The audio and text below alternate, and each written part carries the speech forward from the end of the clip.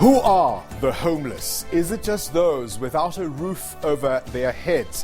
What about those who live in informal structures that are neither safe nor secure? What makes a house a home? Let's get started.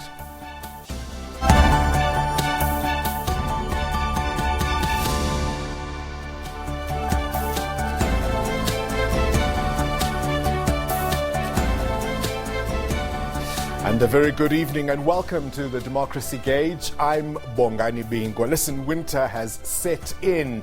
Temperatures below zero have swept the country, and for the lucky ones, they go home to hot meals and warm beds. It's certainly not the case of those living on the streets without adequate shelter.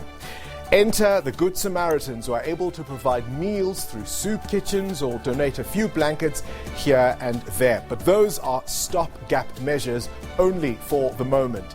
So how do we deal with the issue of homelessness in the long run? There aren't adequate or even accurate statistics available for homelessness, but some researchers suggest that at least 1% of the population is without a home. Some suggest that if we tackle poverty and housing, we may be able to deal with homelessness.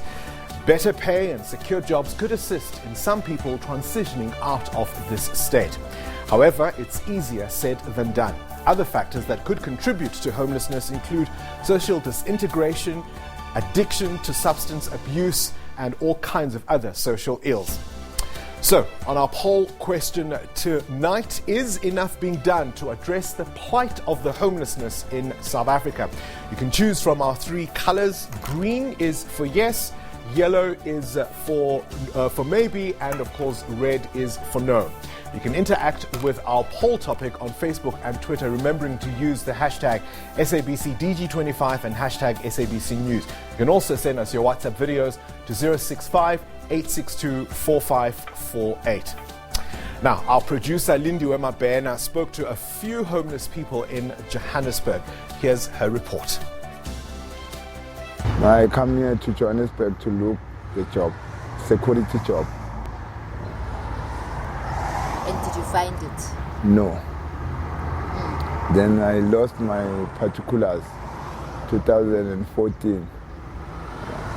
There were the copies. I left because no place to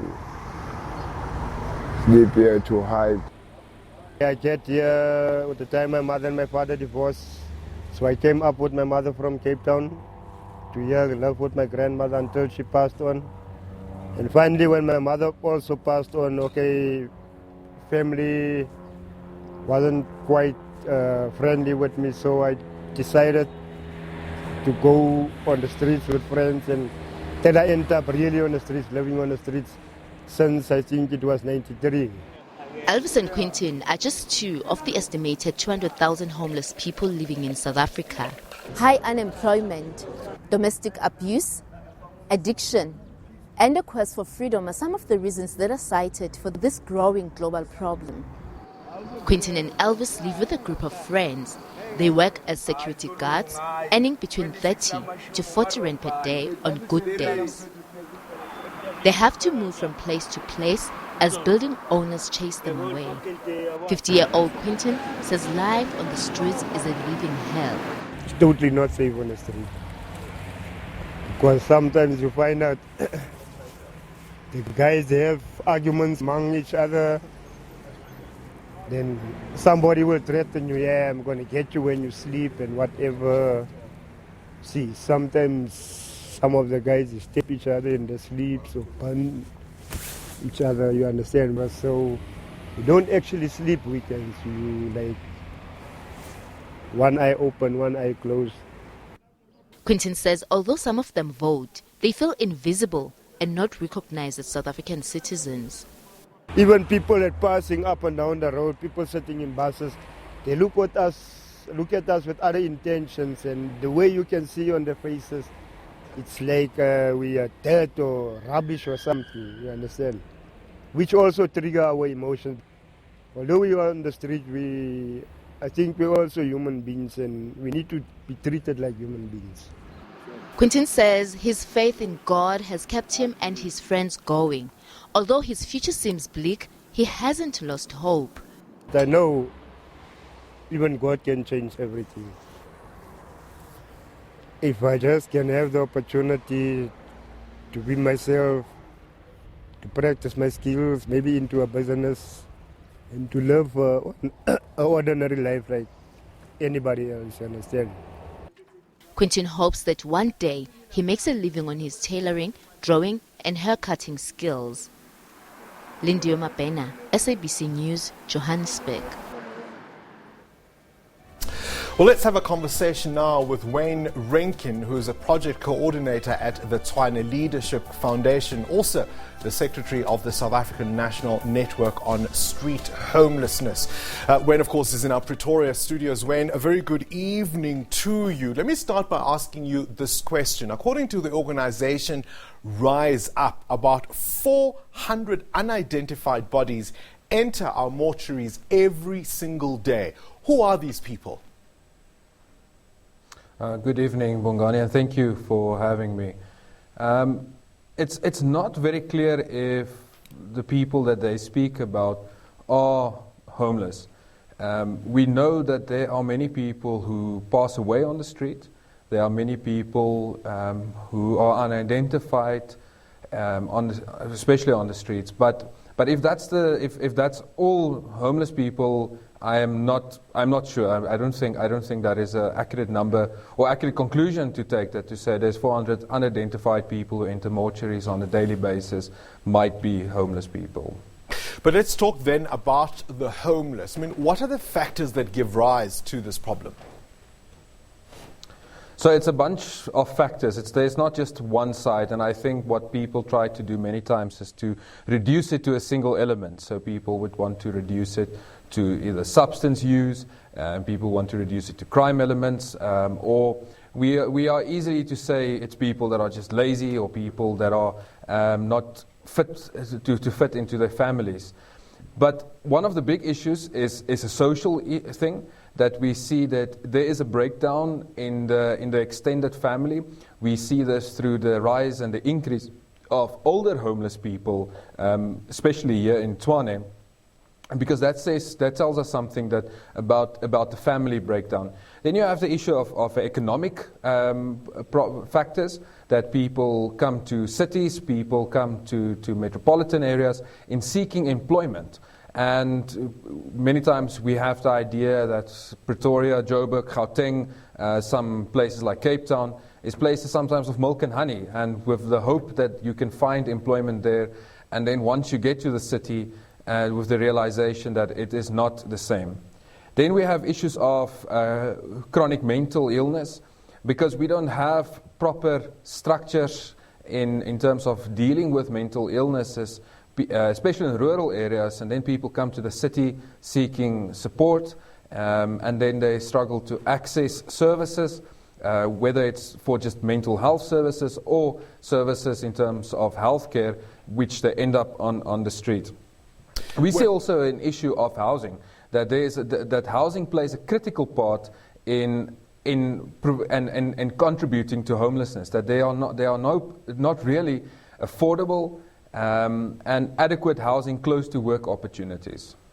Wayne, that obviously all speaks to the failure of our social networks, but do the authorities necessarily always respond in the way that they should? I want you to take a look at a clip I want to play for you.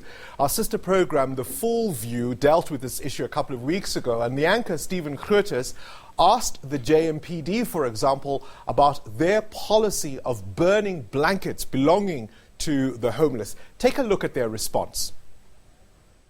Unfortunately, it is a deterrent to stop the vagrants from sleeping under bridges and on the roadway like the boys are doing today. The city bylaws and the National Road Traffic Act doesn't allow for people to actually sleep this close to the road. It's for safety purposes, and we do that to deter them from coming back and sleeping on that place again. What's wrong with them sleeping where they are? Never mind the law. Surely one should be a bit human about this. True, and in certain instances we do allow them, but as I said, it's safety. We can't allow them to, if a bus comes at a full speed and the driver loses control, the first place he's going to go through on the pavement and he's going to ride over the gentleman. It's one thing to take someone's possessions, I mean, for safekeeping, but to burn them? As I said before, it is a deterrent that... You couldn't take them to the local police station, leave a note, they can come and collect them? Unfortunately, they do come collect them and they come back to the same spot. Warren, burning their blankets for their own safety? Yeah, there's so much response I can give to this video. I think to start off, in April this year, the Lawyers for Human Rights took a case to the Supreme Appeal Court, what happened last year when the JMPD broke down structures and burned people's things. And the Supreme Court of Appeal ruled in favor of the homeless communities and saying that no municipality is allowed to do that. It's an infringement of their rights. And the quote that they used, it talked about disrespectful and demeaning. And they said it's cynical and mean-spirited. It's a cynical and mean-spirited act deserving of censure. And how do you think about burning vulnerable people's belongings to deter them from living there? So firstly, they are contravening a judgment that was given by the Supreme Court of Appeal that says no municipality is allowed to do that. Secondly, that's not dealing with the situation. It's not dealing with homelessness. By just burning people's things as a deterrent, it does not make sense. It just creates an othering of people. It creates an enemy of the police, and then we see the police as being inhumane. We see the police as being they're infringing on the humanity of people. So I don't think they're not thinking it clearly, but it shows you a lack of the structural issues that people are facing. That the Metro Police most probably is so fed up they don't know what to do, so they result in a violent act. Well, it also shows you a sense of cluelessness in terms of dealing with the plight of the homeless. Wayne Rankin will continue our conversation later in the show. Stay with us, because after the break, we're going to gauge your views on how we should deal with homelessness in South Africa. It would appear, at least, the JMPD are a little clueless. What do you think? Stay tuned.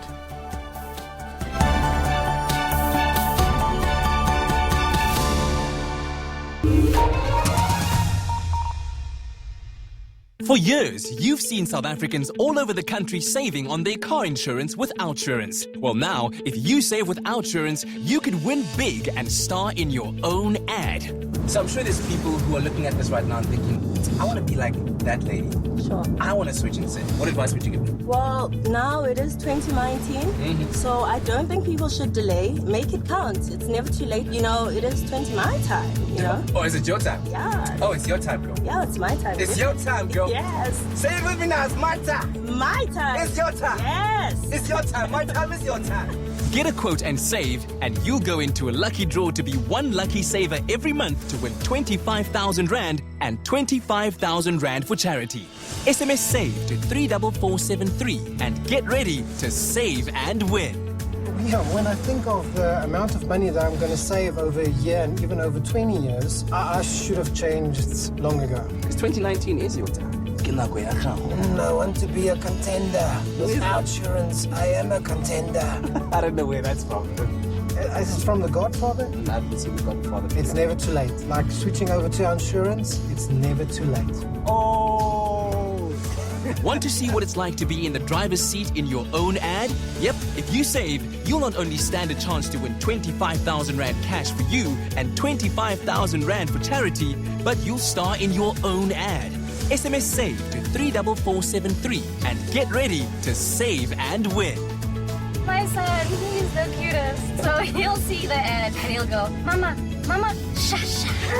You can check on my phone. Wait. Mapa, dia ada 5 Outsurance. Oh!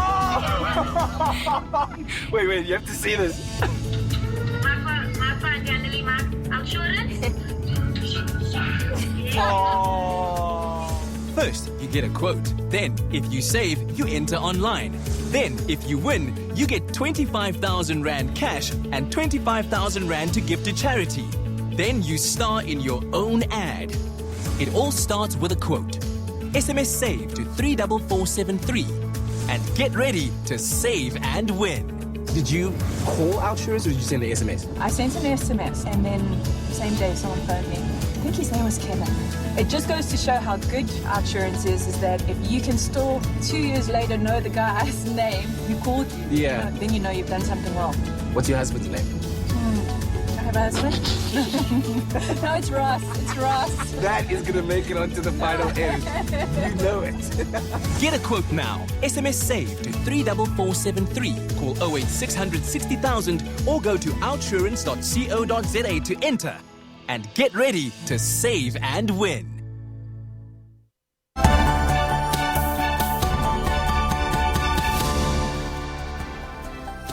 Welcome back. It's all about you here on the Democracy Gauge. Now, the People's View allows you to interact with us and to share your views candidly. So let's find out what some of you have had to say on WhatsApp. Labantu laba la estratini sithi abana makhaya. It's not good to abana makhaya. It's because of nyaupe. Many of them they smoke nyaupe and that nyaupe distracts their mind so that they find themselves sleeping on the street. And it's ngoba sinenhliziyo right siyabazwela sechaya abana makhaya. But bona they've got their home. They left their home, coming to Joburg or to Pretoria, wherever cities, they smoke nyaupe, they start to sleep on the street. That's why they are suffering at this time. We've got huge amount of taxpayers' money that flows into government, which is not utilized correctly, as most of the government issues are being paid. We do not receive schooling or hospitalization. These funds, we do not know where it goes to. It can be utilized for RDP houses, which will again encourage construction works, hence creating job opportunities as well. Those people that are homeless are people that are not disabled or anything like that, are people that can work for themselves and be able to become productive people and buy their own houses. If you look at the RDP houses that's being built, the contractors is gaining the benefit of it. However, homeless people is not. If they are building it, it's to substandards and the people don't still have places to live. There's not even shelters for people on the street. It's winter, it's cold, there's nothing for them or there's no place for them to go. The pledge of the homeless people have not been taken seriously at all. These people are suffering, really, really sad to see them, especially on this winter time, and people are coming and killing them like this. It's not good at all. This is Hassan Khan. I'm the CEO of the Haven organization. We help adult homeless persons to get off the street, and we help them back to their homes, their families and communities. I'd like to invite you to help us help more people to come off the street, please. Please do not help homeless people to stay on the street. It increases their alienation and makes our job so much more difficult. Real help will get our homeless people off the street and back into our communities where they deserve to be. How do we do that? How do we help the homeless get off the street? Welcome back. Now, Miriam Tembe is a researcher who participated in research to deal with this issue, worked in collaboration in a project that was called Homeless Summit. Miriam sent us this video about her perspective on particularly the dangers facing women on the streets. Safety and security is another crucial aspect of human life, and anyone can be exposed. However, having a roof over your head makes you less vulnerable. Homeless people, specifically homeless women, are more prone to falling prey to physical and sexual abuse and exploitation. To mitigate this, homeless women sleep amongst other homeless people, believing that there's safety in numbers. Some women befriend a man, not always homeless, exchanging sex for security. In my research, I've also come across women who deliberately dress a certain way and cut their hair to hide their femininity, therefore minimizing their exposure as a woman, as they are often perceived as weak and fragile prey. Sex for security. It speaks to a really dehumanizing situation. Let's continue our conversation now with Wayne Renkin, who is the project coordinator at the Tshwane Leadership Foundation, also the secretary of the South African National Network on Street Homelessness. Wayne, you heard what Miriam had to say there, particularly, of course, the dangers women face out alone on the streets, vulnerable to predators who go after them. Indeed, women and children are extremely vulnerable, but I think it's almost the levels of vulnerability, because you have young street boys on the street that become homeless and they have nowhere to go, and they become victims of violence, whether it's sexual violence, whether it's abuse, physical violence, and there's nowhere for them to go, and they fall prey into the cycle of violence. And so it's true, as Miriam is saying, women have they engage in precarious ways to secure themselves and be not on the street, where they exchange goods for security, whatever that goods might look like, whether it's in the form of sexual favors, whether it's in however it looks like. But I think we mustn't look at homelessness and say there's one group that's just vulnerable and the others must stand up and look after themselves and fend for themselves, because that's part of our patriarchal society, is that we dismiss men that are vulnerable on the street, that we say just do something because you're lazy. As one of the people sent in a video and said it's because of Nyaupe that they end up on the street, which is not true. That there might be some elements where people end up because of substance use issues, but in general that we find people end up on the street because of multifaceted issues of economic, social breakdowns, etc. Yeah. And then once on the street, they start to become substance users to cope with such situation. That you're sleeping outside, that you're vulnerable to the Metro Police, you're vulnerable to the elements, and you have to fend and survive. And how do we cope with such traumatic events on a daily basis? It's a difficult conversation to have, Wayne Renkin. Thank you very much for joining us and outlining at least why people end up on the streets. It doesn't seem we have many solutions. We spoke earlier about the JMPD burning the blankets of the homeless. We know, of course, in Cape Town, authorities there are fining them for just being on the streets. What can be done to deal with this situation? Now, through the Democracy Gauge, SABC News profiles a different South African and their assessment of 25 years of democracy. Today, we're in the Western Cape, where we meet Michelle Malinono from Gugulethu on the Cape Flats. Her love for small animals led her to become one of the first black women to study veterinary science at the University of Pretoria's Onderstepoort campus. Michelle Malinono Friday, ngoba sisincwadini, but ekhaya ke asokhule ndibizwa Nono. Ndizalelwe eGugulethu in-58. Dala, 1973, so kuke ndala. Then kaya ezaqhushu ka-1985 lokukhumbuleza apres isikolo sibhizi sigeza silwa kogeza sasilenukululeko sizama uba nathi imfundo yethu uba ibeqanaba elifana nabamhlophe, so bazama bandikhupha ke eVietnam bondifaka eSoweto River High. Ndayoyenza i-first degree yam e-University of Western Cape, BSc in biochemistry, medical microbiology. Ndikhula ke phofu ndifune uyamuska ukhula uba neminqweno, ndifuna uba i-astronaut, ndifuna uba i-animal doctor, ziba nizebo ukhula liziye zitshintsha.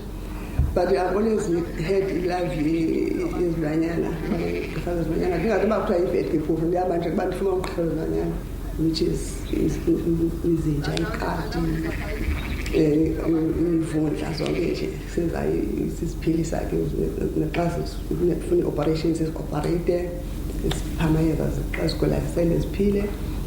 So nathi ndalokhama ke ndanogqibelokama bandawuthi overseas England, nalapho ndibhizi kwi-surgery ne-medicine in-small animals. Ndabuya ke back to the country. Isiphathele ntoni le nkululeko? I mean, we are coming from far. In a nutshell, there was a lot of excitement, hope, turned back, things will be into opportunities, the sky will be the limit, you can do whatever you can. So, yeah, it was a very good time that was full of hope and all the love first police. Definitely on the support. On the support case is a very conservative institution. I think about the second plague.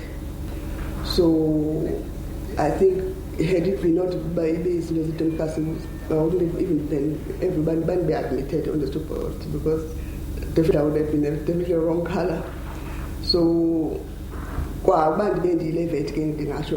owe it to by changes that came with in 1994 by England institutions that would not even think twice about stepping to in the past. I'm living proof of that. Nanso into zafo lekingathi sakwa singene khona support sifunde sipase ndakhetha uyelo. I think green was uthi there and I scored there yet. Not there yet, she says. Well, that's it. Thank you for watching from me, Bongani Bingwa, and the team. As we say goodbye, there are the results of today's poll coming up on your screen. Until the next time, from myself and the team, good night.